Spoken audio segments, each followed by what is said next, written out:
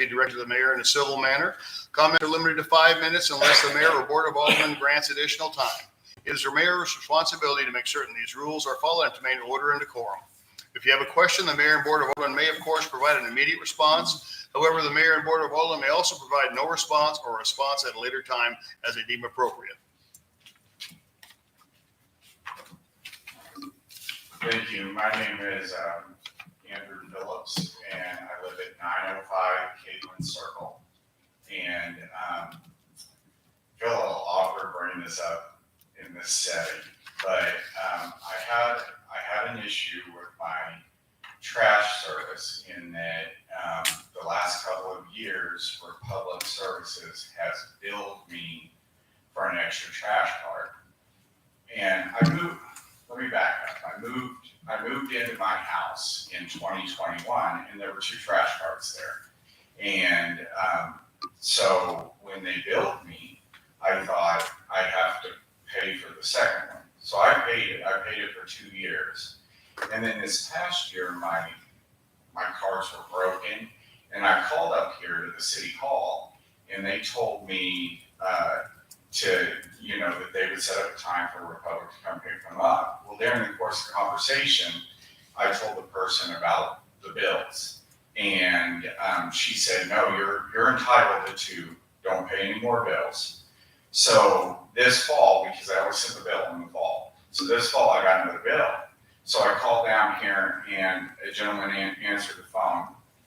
And he told me, he asked me, can you come down here and I'll make a copy of the bill. So I did that on my next day off. I came down and made a copy of the bill. And he's extremely short with you when you go up there. Now, I came in here, for probably a couple of years, paying my bill in person.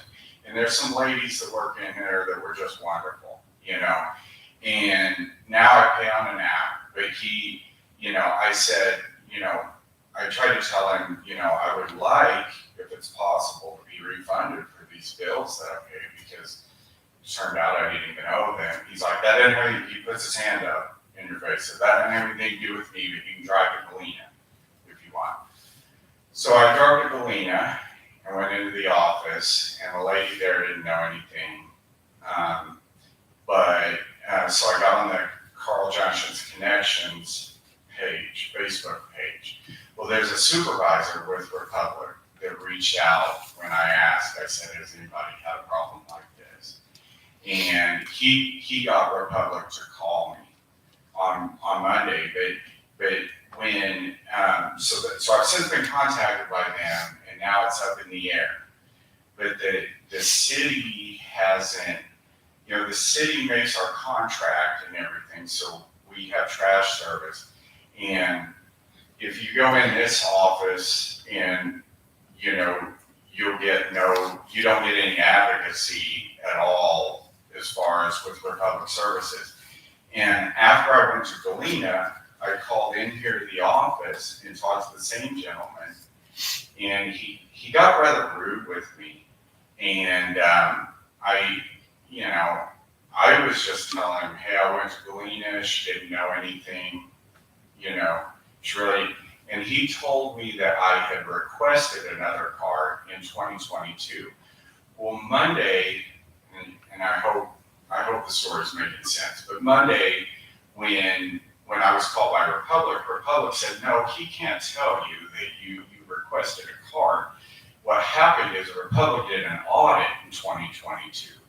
They probably gave me credit for one of my neighbor's carts, is probably what happened. But I only have 2, I've only ever had 2. At this point, it's more about, it's $70. It's not the end of the world, but it's a little bit more about the disrespect. I pay my water and trash bill on time. I'm a law-abiding citizen and a taxpayer. And the guy, I told the guy he was being rude. And he's like, well, if you have a problem with it, the city council meets. So he dared me to come here. The only thing I know about him is his name's Greg, I believe. Craig, Craig, right? what's your address again? 905 Caitlin. 905 Caitlin, and it's Phillips, Yes, sir. and your first name is Andrew. Andrew. Yes. So when you spoke to Republic, are they gonna give you a refund? It's They still won't under- give, they won't give him a refund. They have to give us a refund, and we'll have to No, he pays refund them. directly to Republic. He didn't pay us, he paid Republic. Yes, sir. This is outside of, see, I get, the water and the trash, I pay to the city, and they've been sending me a bill for around $40 every fall. And I paid it twice, and I have another bill, and they squashed that bill for me. So they told me I don't have to pay this bill. But the first person I talked to from Republic said, well, you paid those and you didn't complain for over a year, so we can't refund it. Well, I was able to talk to another person because I messaged the supervisor again. He got me another person. The other person is sending it on up and trying to get some. But I guess at their level, the people that I'm speaking to at their level, they can't authorize a refund. But believe me when I say I was much more concerned about the way I was treated at my own city hall than I was whether Republic gives me $70 back or not. I mean, that was pretty rough. Like if he can't help me, that's one thing, but don't disrespect me, and, I'm reasonable, and if I have any time left, one other thing while I'm here, and me to come here for a while, Hartley Street that goes through Deerfield Estates, and my neighbors could tell you the same thing. People go really fast through there. We could really use a speed bump. They're going to kill somebody's pets or somebody's kids. Well, I'm sorry, we don't do speed bumps because of snow. Oh, okay. Well, some kind of, I was coming back from an 8th grade football game here just a couple of weeks ago, and somebody in a big truck with a hay fork on the back of it, almost ran me and my son over. Me and her walking the dog almost got run over out there one night. Had to get up in the grass and pull the dog out through there. They go. I mean, it's a residential neighborhood with a 4-way stop right down the street, and they go 40, 45 through there. I'll tell you what, well, Steve, would you ask the chief to put the speed thing out there? Yeah. To check what people are doing on there. Okay, that'd be We've great. got a radar deal, it'll check that and see what the actual speed people going through there. Of course, when they see the radar sign, they slow down. But, and I know, I'm gonna call Jennifer Fagan. She's over the whole Republic thing in here, and I'll tell her about your situation and see what we can do about that. Thank you. All right? Yeah, thank you.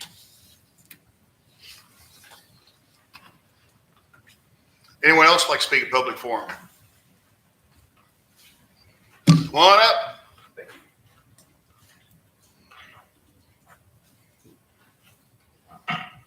Good evening, Mr. Mayor, council members. I'd like to introduce myself first. I've never come in before. My name is Dustin Widow. I am the board president for the Carl Junction Fire District. So just across the street here. My address, I do live outside the city. I'm at Genesis Line, 27654 Genesis Line. But I came before the council this evening, and after talking to Chief Perkins for quite some time. Unfortunately, the last few weeks, I hit a milestone in my career in the fire service. I've been a career firefighter for 25 years. I have bachelor's and master's degrees in emergency services. I'm a paramedic as well. I've tried my very best to, learn the process, learn the job, and do my very best at it. Unfortunately, 2 weeks ago, I ran a call on a student I taught that ended up being a fatality. Everybody's probably familiar about Mr. Tucker. So I'm pretty emotional about it because he was a good kid. I knew him very well. Just so happened I was just down the street and was the first person on the scene to try to provide some type of level of care.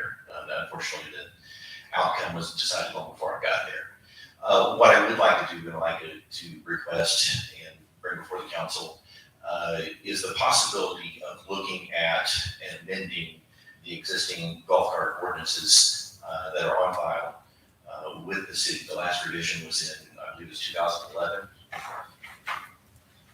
Apologize. I should have had it ready. Excuse me, 2010. The section is 340.125. I do have copies if you'd like to look at that. I'd be happy to provide that. Should have enough copies for everyone.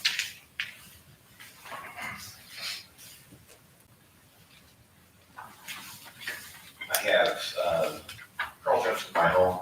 I graduated in '95 here in Carl Junction. I did go down to the Tulsa metro area for too long, but was able to come back home when a position opened up with the Johnson Fire Department. So I'm the chief medical officer there. What I have before you is a couple of proposed revisions that I would like you to consider in addition to the ordinance that is currently on file. We have a saying, it's predictable is preventable. If we can predict it's going to happen, then we can prevent that outcome. Unfortunately, Mr. Tunderberry was not the first fatality in a golf cart, and by far not the first injury. There are going to be other people that are injured, and unfortunately, without changes, I'm afraid to say that I would be before you again with another fatality within a 12-month period. I love, my in-laws live in Briarbrook, several family members live in Briarbrook, and my kids love to ride around Grandpa's golf cart. And in no way, shape, or form do I ever want to remove that from that amazing small town community feel that we have, being able to just drive around, see our neighbors, and talk to people. However, I believe we should do so in a fashion that promotes a safe environment and puts out some type of a regulation and some type of a requirement. And then the second thing that would be the enforcement side of it as well. And I know our police department does everything they can to protect us and take care of us, and we have a very good working relationship with them, and I'm very thankful for them. But what I would like to look at, in addition to that ordinance, would be adding verbiage that would require occupants to be seated. In this case, this specific case, and I'm sure we've all seen that, people standing on the back of a golf cart or running around. The last time we had a TBI traumatic brain injury, it was a young lady that fell off the back of a golf cart. She was standing in the back of it. So some type of a verbiage that would allow us to require all occupants of the golf cart to be seated while the machine's in motion.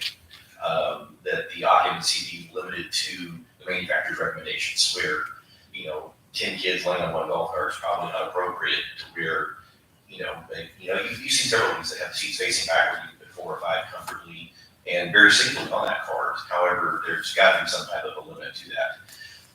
Unfortunately, I've seen cars now, they're actually driving up and down Fur Road, which absolutely petrifies me as it's getting dark early. Coming home from my work at the training center across from the airport, and I come down Fur Road every day.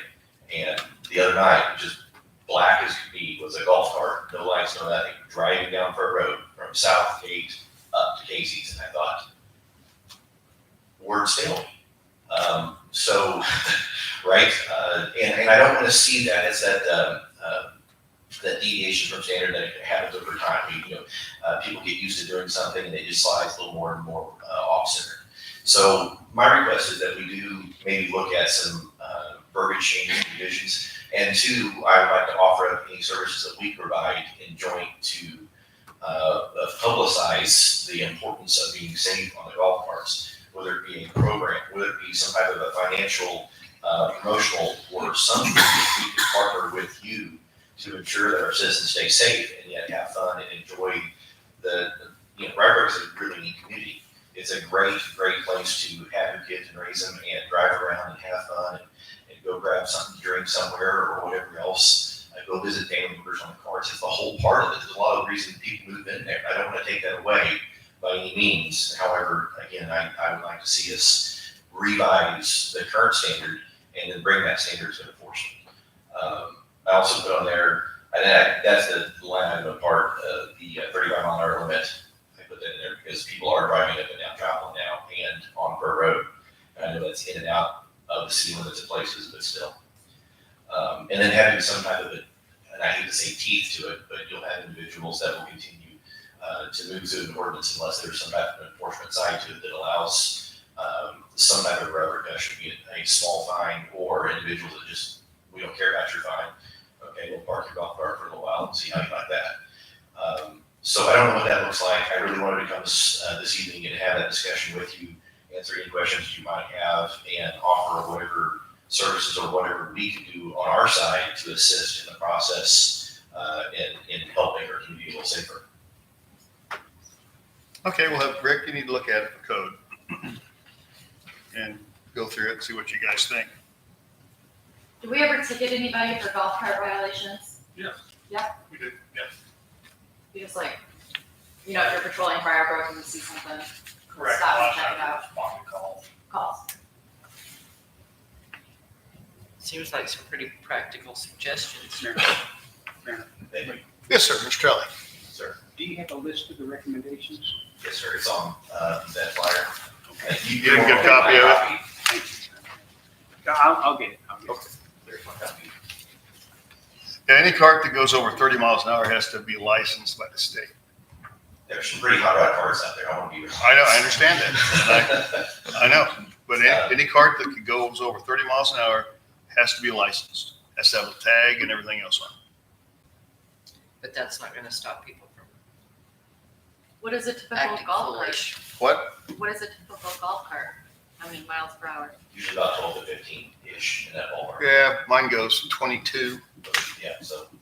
Oh, you're getting up there. We did see the No, other day, That's as we fast as came it goes. through Yeah. Briarbrook after everything with Tucker, just a few days later, and saw kids that couldn't have been over the age of 12 Oh, yeah, that's driving them around. become very common. I understand that I'm not by any means talking about our police department, which I think our guys are amazing ladies and gentlemen that work there. So they can only do what they can do. They're very busy people. So They can't be it's everything. not my intent here at all. We work very closely and very well with them and want to continue to do so. But like I said, I don't know what that looks like. I even keep trying the idea of suggesting some type of a registration process at our country club to allow people to go through almost like an inspection style where you make sure your headlights and your taillights and your horn and stuff are working on your golf cart to be able to drive on the roadway. But that may be beyond what I'm looking to do or accomplish with this. I just want something sensible that we can, possibly have some good come out of. I think some sort of event like that, it would get the word out. Yeah. Well, a lot of guys have golf carts out there that play golf. They Absolutely. don't have headlights and taillights on there because they only drive in the daytime. Yes, sir. Yeah, and I believe in the city ordinance, it does talk about, if it's between the standard hours of sunset to sunrise, it has to have Right, lighting. right. Otherwise, it's not needed, and Right. I believe that's completely common sense. Could you fine the parents for letting their 10-year-old kids hop on there and go 15 miles an hour up and down the streets? I think that's a question for you, Mr. Cowley. Absolutely. Well, the other day I was going down Briarbrook Drive and two little boys, they were probably 10, 12 years old, were on the other side of the street. They came whipping over right in front of me and slammed on their brakes. And here came this little girl bouncing out of the garage at that house. So they were having a meeting with her, but they weren't paying any attention to traffic. They just saw her and they couldn't have been. I know, that's already illegal. Yeah. It's already illegal. Yeah, the ordinance Can we do states they have to something be 16 to years get old. the parents' attention that, hey, your kids are doing this? The ordinance Well, I actually- think when you guys stop somebody like that, you notify the parents and they don't let them drive the cart anymore. It's- Correct. They have to call and say, you guys want your golf cart, you gotta come here and get it. The kids cannot drive it anymore. Depends on, parents can decide if they knowingly let, their kid, a 14-year-old kid drive a golf cart, and they can be issued a citation for that. Yes. Yeah, I had one of those phone calls because my 15-year-old daughter snuck out on grandpa's golf cart, and I got a call from Officer Dickey at the time. And she probably would have rather have gone with him than me. But yes, Well, like I say, we'll have code, look at it, and see what the recommendations are, see if they want to do anything. All right, I appreciate your time. Thank you very Well, much. thank you. Thanks, Tess. Glad you're concerned about stuff. Anyone else for public forum? Mike? Very well, then we'll move right along to a discussion of the Anthem Blue Cross Blue Shield insurance renewal rates. Steve, you want to start this? Yep, you betcha. Here's our renewal for both our plans, our base plan and our buy-up plan. As you can see, it's pretty minor. It started out at 6.5%, I think was their initial, and then our broker went back to them, and these are the rates that they're offering us now. It's actually pretty good. Yeah, it's like, Yeah. $4 Yeah, $4 on the base plan, and minus two, Yeah. minus two on the buy-up. pretty good. I was Yeah. really happy with it. I think you're right. Anybody complains about $4 and minus two? We're going to, one of the things we had looked at is trying to increase the benefit on our dental plan. That'll go from $1,500 up to $2,000. And it's going to cost us 21 cents. Something like that. I mean, it's pretty unbelievable how low these renewals are. We have not seen a renewal like this in a long time. Yep. So we don't need to do anything like this. What do you want us to do? Approve the renewal is what Okay. Any further discussion? No, the only thing is we're still gonna give them the option for the buy-up stuff, and we Yep. just pay the Oh, rates, correct? Oh, yeah. I move we approve the renewal of these rates. Second. Motion by Don Allen, second by Walter Hayes to approve the renewal from the insurance center. All those in favor, please signify by raising your right hand. 8 in the affirmative. Go for it. Next is a discussion of the memorandum of understanding with Carl Junction R1 Schools for the school resource officer. Mayor, I'm going to recuse myself from this agenda item and agenda item 8A because they involve an agreement between the city and the school district, which is my employer. Okay, thank you. Appreciate that. You can stay here, but we can't ask you any questions. So stay here. You can stay here and listen to whatever you want to. Yep. Actually, it would be better, I think, if you. Step down. Okay. I'll always see what the attorney says. It's symbolic, if nothing else, right?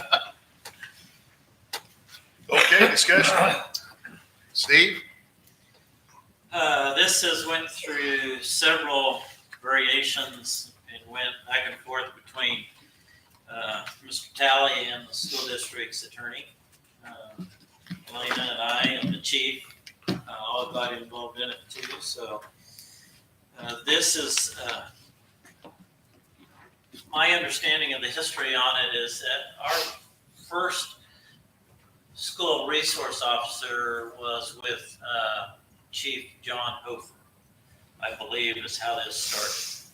And we never had a formal agreement or MOU or anything with the school district. We just, Mike, you were around back then, but It just happened. it just happened.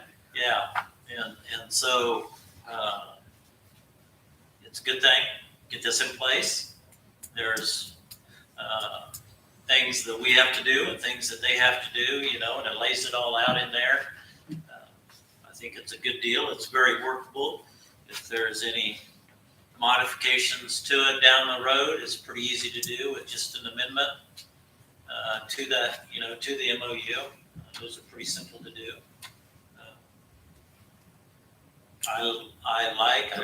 My opinion is right now, I like the way this one reads now compared to what we started with. So, and I'll let. And Mr. Talley's happy with it. Right. The structure of this is there are actually two memorandums of understanding. One is a statutory,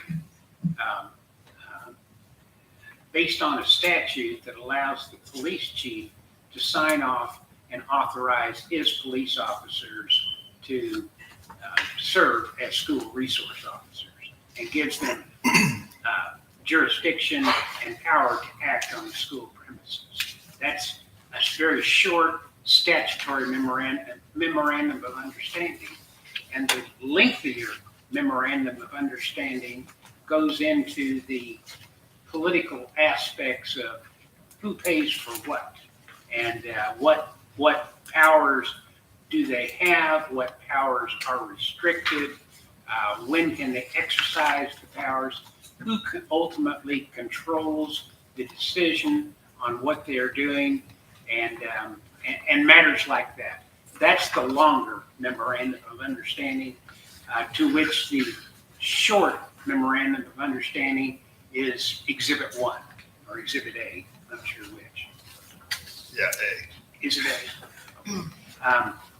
And so that's the structure of it, and that's the purpose of it. One met the statute, the other sorted out the details. And I don't know that I have more to say than that. Anybody have any more questions? Yes, LaDonna. And I'm sorry because we didn't discuss this last time because we tabled it. I definitely think that everything is good as far as what we saw it. There is one area of concern, and I don't know that it would need to hold anything up, but I have said it before.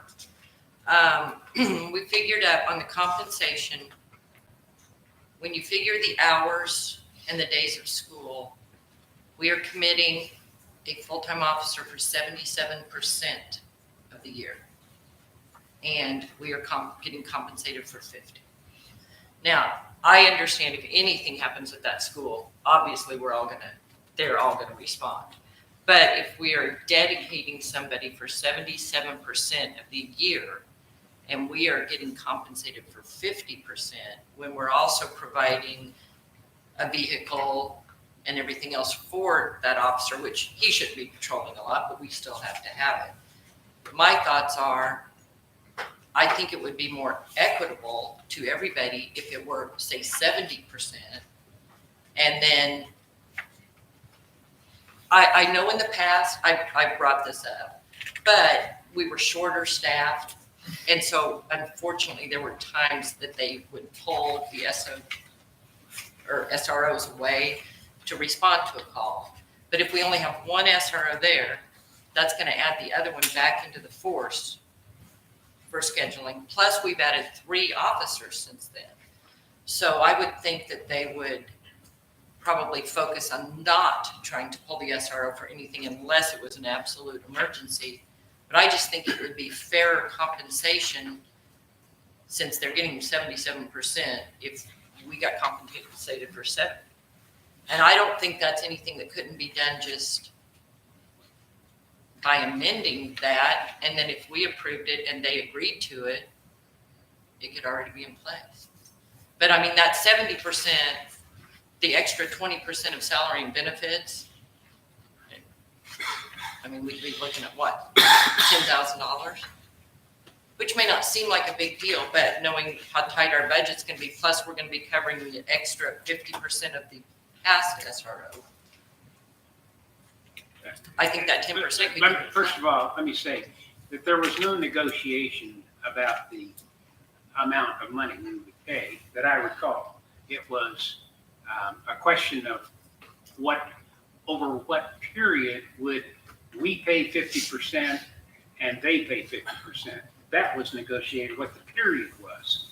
But the object was to put down in writing what has been, I understand this to be the case, the longstanding split of the compensation for the police officer. I'm not sure where the 77% comes in. They have 201 school days. Right, but we're being reimbursed 50% for that entire time, are we not? No, Nope. for the year. The time that they're on duty, the amount of that time that they're on duty. for It the said school. 50% of their annual salary and benefits. Yeah, it's just 50% of their annual salary benefits. And like I said, 77% of their annual work schedule is inside the school. And if people are good with that, but the fact that that's the way we've always done it, that's a death rattle when you say that, because then you never move forward and improve and, adjust to anything. So if everybody's good with getting 50% of it, but we're shorting it about $10,000 on the time that he's there. What's the number of hours that the school is open, Steve? Per day?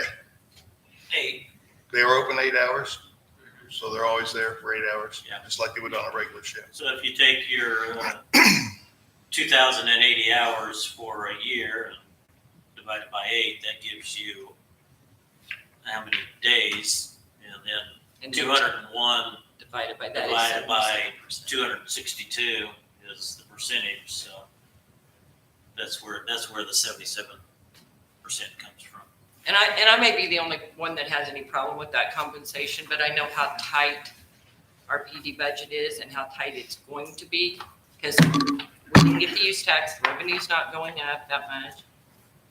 I was Just gonna that, say exactly the same, Ladonna. I'd like to see the school at 75%, and I definitely agree that the SROs should not be pulled from the school unless there's something dire going on. They should never be pulled. Personally, I would suggest that the idea of this, as I understand it, was to basically codify what has been. And in that That was case, my- I that was think it's my perfectly understanding. fine to go with this. There is language in here to do amendments at any point in time that we both agree on. So I think, to your point and Holly's point, maybe that's something we want to take up at a later date and then talk about amending this if we wish to. I don't think it's something we need to necessarily hash out tonight before going through with what we've got here. I think that sends a bad message to say, we agree to this, but just kidding, we actually want more. Yeah. I would just think. We need the extra if we're gonna do, if our budget's that tight anyway. We might as well do it the way we need it now, and not have to go back and revisit it. well, that's what I was thinking, and I don't know, the attorney can tell us, but I didn't know if we approved it with that amendment, then the school can say if they agree to that, I just think like approve it, on the grounds that they do this. Can we table I, this I, and I have don't, I don't know if conversation that's a on good that? way of doing business, to tell you the truth. If we're not ready to approve it, my suggestion is we kick it back and let, people who want to discuss that aspect talk it out. And if that's our demand, basically, you've got something in place right now without an agreement. And it is whatever this says here, and I guess I'm slow to understand what it means, but that's what's in place right now, is what this agreement says. And that's working without an agreement. If you want a formal agreement, I suggest you make it say what you want it to be. Well, the thing is, it wouldn't be an issue, but it states the amount in that MOU. So it states half of the annual salary and benefits. So if we're not going to go to the MOU to set the compensation, but I think it would protect both parties. Because otherwise we could say you pay 100% or we pull them, and they could say, no, we're not going to pay that, we'll pay this. I mean, the amount is in there. I'd like to say something, you want to negotiate something that we've already, and again, I know you said it's a death rattle, this is the way we've always done it, and that's not good for churches, how we run churches, not to do it always the way we've always done it. But I think we're talking about 22 to 25% as a deal breaker, in a sense of either, and this may sound overly simplified, either we protect our kids or we don't over 25% of the budget. No, nobody's saying that. No. So if they say no, we're still going to stay Well, at 50%. so is the school going to say, no, we're not going to protect 3,000? No, it's worth a conversation. I'm just saying. Yeah, I mean, that puts it back on everybody. We all need to, but realistically, they're not protecting them for free. We have to pay the officers. And I want them protected. Like I said, if anything happened, everybody would show up. Everybody would show up, and you know it, and they'd all be first ones through the door. But if we're gonna, Having someone on the premises is way better than Right. having to wait. it is. So why are we funding all the bill though? I mean, We're not defending 50%. right. But this has came up over and over and over in budget talks the last few years, and we always said we couldn't do anything because we were having to pull the SROs too much. Well, now that shouldn't be a fact. It shouldn't be a fact. And we don't have near as deep pockets. I mean, $10,000 out of our budget is a lot more than $10,000 out of the district's budget. I'm not asking them to pay 100% because they don't use them 100%. I'm just saying that the idea behind this, as I understood it, was to codify what has already been. It's what we're doing today. We're just writing it down. To your point, there's no reason why you couldn't take that up But during what, this so, next budget cycle and deal with it then and go to them and ask for an amendment. so what is the urgency then that we have to do it tonight, if it's just to codify it? It's my understanding they need this in place, correct, because of the changes at the school and I don't know if that's something that Dr. Pyle can speak to that's germane to the conversation. He or can't. not.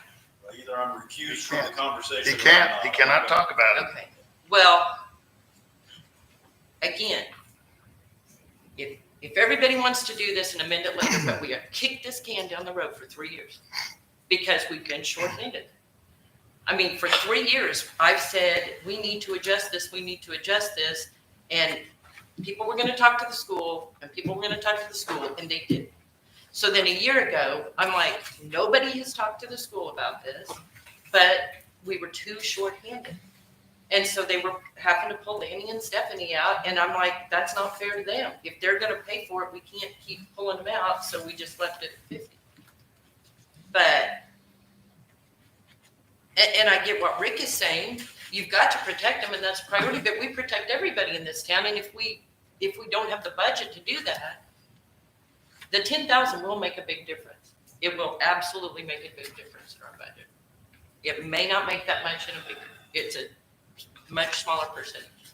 So if we have to do this to get this MOU to codify, which I don't understand why there's such an urgency unless maybe this should have been in place all along and we're just now finding out.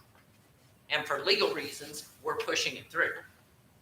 I mean, the officers are in the school. We're not like holding them from the schools by not agreeing to this tonight. They're still there every day.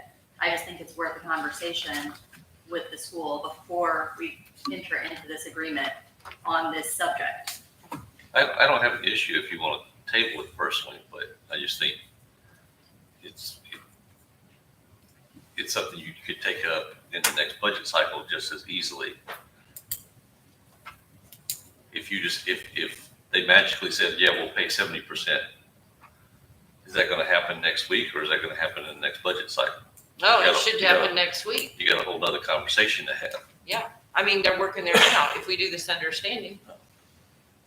I mean, for that matter, we've budgeted a second officer, so when is this change gonna take place? Do we have the second officer in there now? Are they getting paid? I can tell you that we did not receive the full amount of the bill that I sent to the school. So they've already cut out the money for the second officer, and they didn't wait till budget cycle on that. So right now, we're funding 100% of the second officer for 6 months of the year. Sure.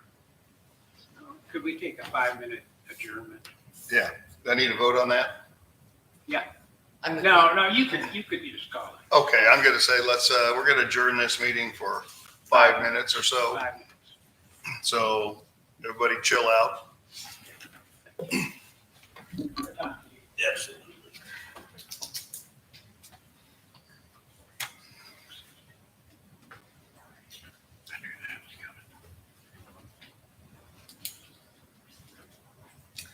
This is just one more reason why I'm not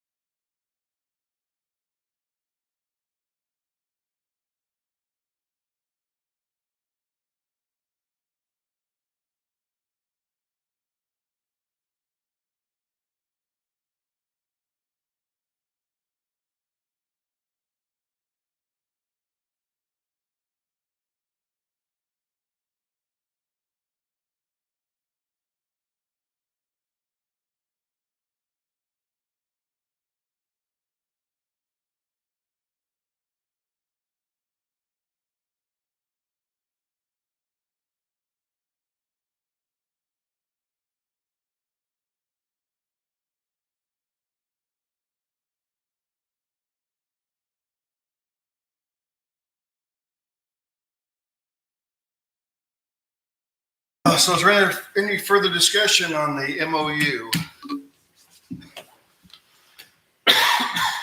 Should we discuss this now? Just so you understand, when we get to the ordinance, and this is after talking to Steve, representative from the school district, and the mayor, since there is not a meeting of the minds, but there is a desire to go forward to the extent we can, I'm going to suggest that you place that ordinance on first reading and then table it until the differences can be worked out and negotiated. But at the same time, there is a short memorandum that of understanding that authorizes the school district to hire SROs. And that only needs to be signed by the police chief. And actually, the mayor, with the board's approval, could authorize the police chief to do that. And that would expedite part of this at least, and with no implications for remuneration between the school district and the city. And we can do that part under new business. Okay. So that's all. Thank you, Mr. Talley. Is there any other discussion? If not, we'll move on to ordinances. And first is an ordinance approving an MOU with Carl Junction R1 Schools for school resource officers. May we put this ordinance on first reading by title only? Second. Motion by Donna Allen, second by Holly Levine to put this ordinance on first reading by title only. Will the clerk please read the title? In ordinance approving memorandums of understanding by and between the Carl Junction R1 School District and the City of Carl Junction, Missouri, providing the terms and conditions for the city to provide a school resource officer to the school district in accordance with RSMO section 162.215.1, and authorizing the city administrator and chief of police to execute said memorandums of understanding. Discussion. So if we table this, You they move can table. still do the short, right? That will be done In in new new business. We're hoping that the principals will negotiate and resolve this difference that's been raised tonight on the proper compensation. Yes, the second memorandum has nothing to do with compensation. Right. So you want to go forward with this or you want to table it? I move we table this until further discussion can be had. Second. Motion by Holly Levine, second by Donna Allen to table this ordinance. All those in favor, please signify by raising your right hand. 7 in the affirmative with 1 absent. The ordinance has been tabled. David, please rejoin us.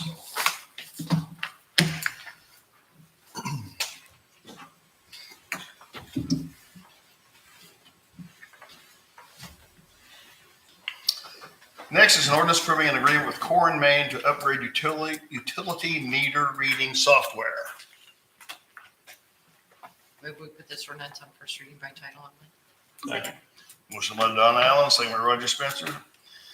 Put this ordinance on first reading by title only. Will the clerk please read the title? An ordinance approving a master project agreement between the City of Carl Junction, Missouri and Core and Main LP, a Florida limited partnership, to upgrade utility meter reading software for sums including $108,990 for 2 M400 base stations with installation, $24,207 for software setup training, and an annual fee of $15,871, providing the terms and conditions thereof, and authorizing the mayor and or the city administrator to execute said agreement for and on behalf of the City of Carl Junction, Missouri. Discussion.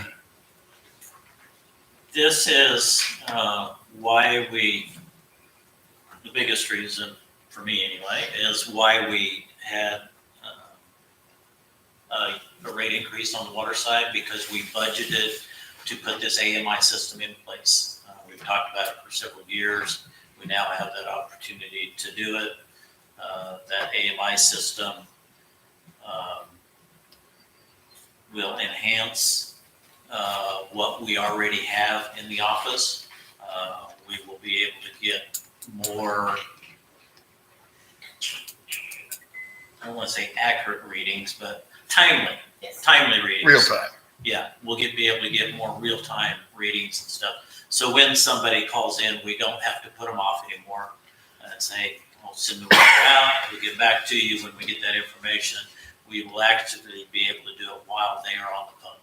And there are alerts built into the system if there were like a sudden pressure drop or somebody's usage went crazy, it will send an alert to us. So if there were, Abnormal usages. or even if we had like a break in the main, it would alert us to the drop in pressure. And you've seen this, Mr. Talley, correct? Not the system, no. No, I mean, but you've seen the agreement. Fact is, I was kind of in the dark about Yeah. what the system was. Yes. Have seen the agreement. It's quite extensive, and it actually authorizes the use of a particular software that by the census group, is that the? Census. Yes. Which is what we already use, but it's different software. Is it? Yes. No, thank you. What other proposals did we have besides the proposal from Core and Main? We had one other proposal from Utility Services Group.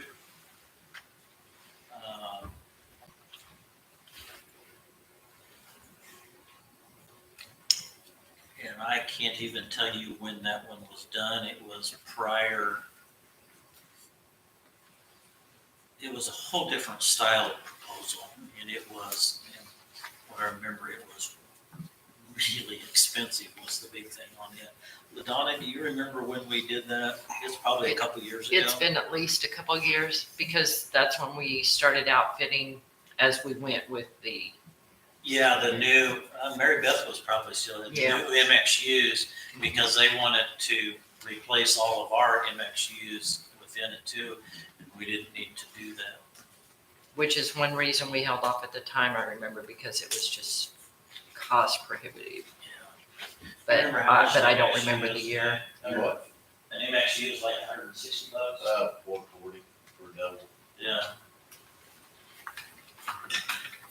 So how did it come to be that we ended up with this proposal from Core and Main? Did we put out an RFP and seek proposals from anyone that could provide the service, or what was that process? We did not because they're already a supplier for us. This is just an extra step of the system that we already have. We already have census meters installed. We already order our meters from Core and Main. This is just an extra layer of the utility software that we already have. Or the meter reading software that we already have.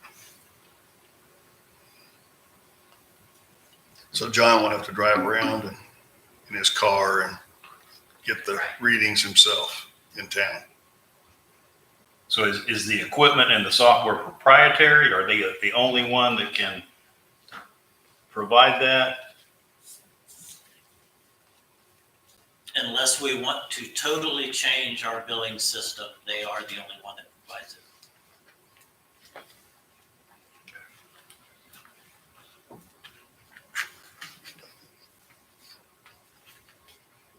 Any further discussion? What are we on? Second reading? Motion we put this ordinance on second reading? Second. Motion by Holly Levine, second by Walter Hayes, put this ordinance on second reading by title only. Will clerk please read the title? An ordinance approving a master project agreement between the city of Carl Junction, Missouri and Core and Main LP, a Florida limited partnership to upgrade utility meter reading software for sums including $108,990 for two M400 base stations with installation, $24,207 for software setup training, and an annual fee of $15,871, providing the terms and conditions thereof, and authorizing the mayor and or the city administrator to execute said agreement for and on behalf of the city of Carl Junction, Missouri. Any further discussion? Motion we put this ordinance on final passage? Second. Motion by Holly Levine, second by Carol Wolford, to put this ordinance on final passage. This is a hand vote to go to electronic voting. All those in favor, please signify with your right hand. Did you raise your hand? Yes.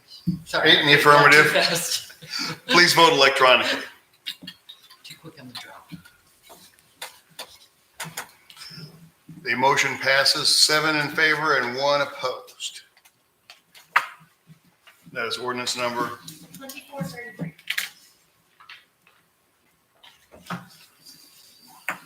4:30 what? 3.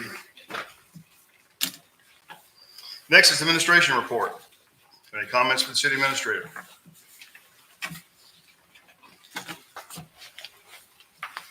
I had a couple questions, but I got him. Anything for the city administrator? Before we move on. Very well then. Next is department reports. First we'll go to the PD. Anything for Assistant Chief Stever? No, sir. Any comments? Nothing? Then move on to Public Works. We all have a sheet here on Public Works. A lot of water leaks. Didn't get any rain, did we? Yep.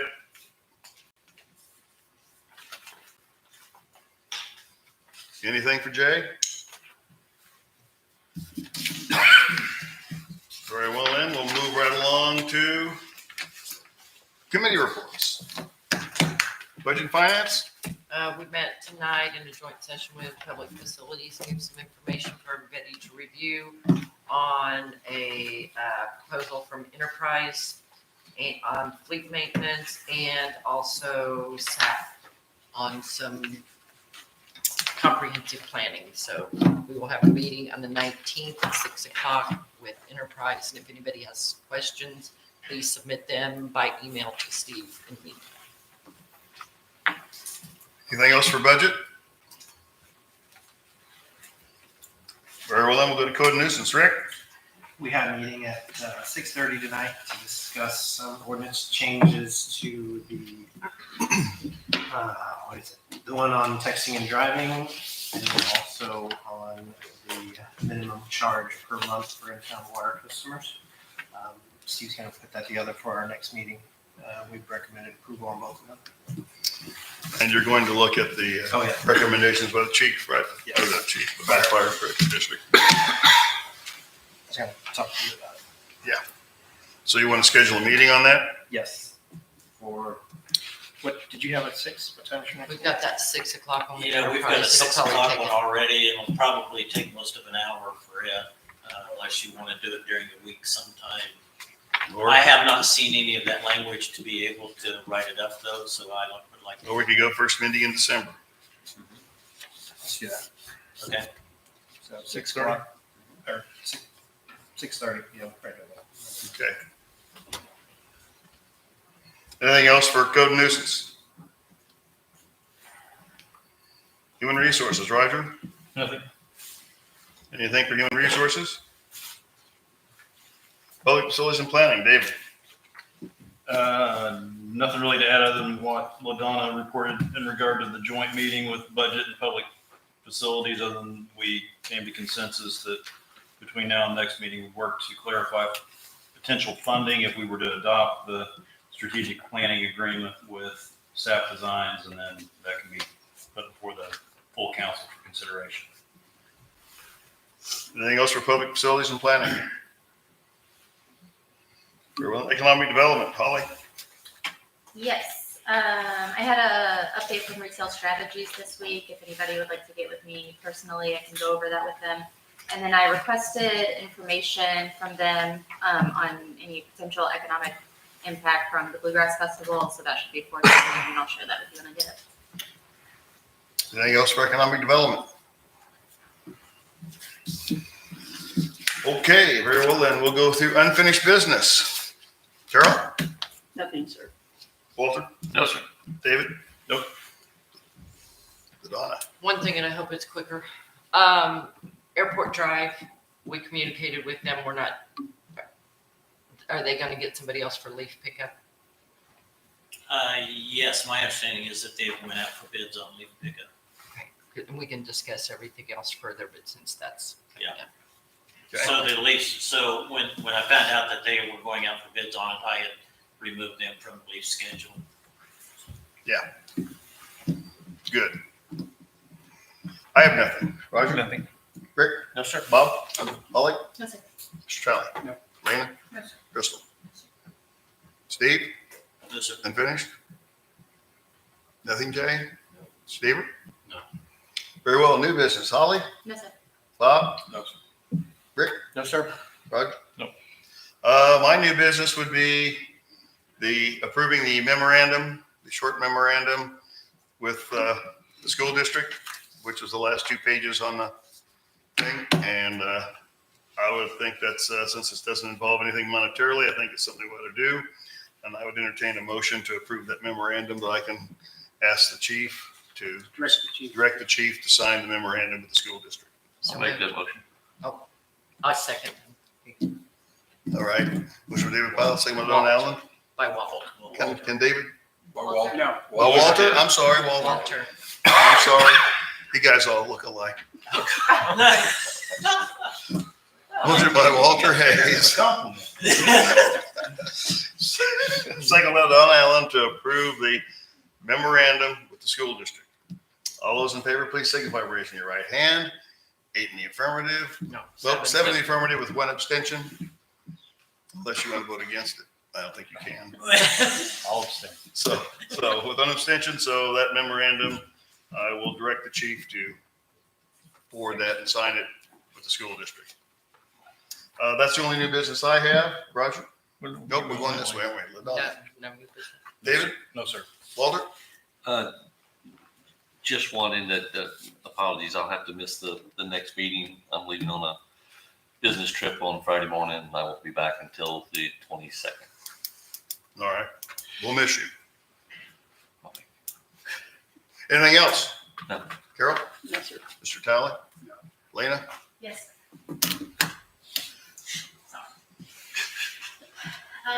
I need to get an agreement from you all. The way November works out, the way Thanksgiving falls, the way the 15th falls, there is not a way for me to do utility shut-offs this month. The 15th falls on a Friday, meaning I can't mail out late notices until Monday. We have to give them 10 days from mailing the notice before we can do shut-offs. Even if you count the day I mail the notices, the 10th day is the 27th, which would shut people's water off for Thanksgiving over a 4-day weekend. We don't do shut-offs even on a Friday so that people aren't without water all weekend long. I really don't want to do it over a 4-day weekend and leave them without water. The way the code is written, it says that we shall shut off the water. So I would like to get, if you all would agree to it, a temporary lift on that this month and allow us to not do shut-offs in November, and then we will do them regularly in December. I've already looked at December. There's no problem with those dates. It will work fine. I asked Mary Beth today, she was in. If she saw something I didn't, if she saw a way to do it, and she said the way it falls, there's really no way. Need a formal vote on this? or Yes, consensus? yes. I'd make a motion, we lift those shut-offs for November then. Second. Second. This by Walter Hayes, second by Ladon Allen, that And the we rest of the, Waive the shut-offs. waive the shut-offs for November 2024. All those in favor, please signify by raising your right hand. Mr. 8 in the Talley affirmative. wants to Yes, sir. I just want you to know, to remember that you did not direct that question to me, and I'm not commenting on it. I'm sorry, Mr. Talley. I understand the reason. Okay. Yeah. We did it once prior during COVID. We had the council approve not doing shut-offs one month. But under COVID, we had some special dispensation in our powers. And waiving code provisions is just not something we customarily are empowered to do. But not having been asked the question, I'm not responding. Yeah, make me feel good. Thank you. Anything else? That's it. Crystal? Steve? Sometimes you don't ask attorneys things. I know. No, sir. Jay? I thought the board crews is about out of town, but Mediacom's got 3 different board crews, and now the gas company replaced all the gas mains in that part of town. Of course. Any questions? Assistant Chief Stever, anything? No, sir. Is there any other business before the council? I move we adjourn. Second. Motion by Don Allen, second by Holly Levine, that we adjourn. All those in favor, please signify by raising your right hand. 8 in the affirmative, we are adjourned. Thank you all.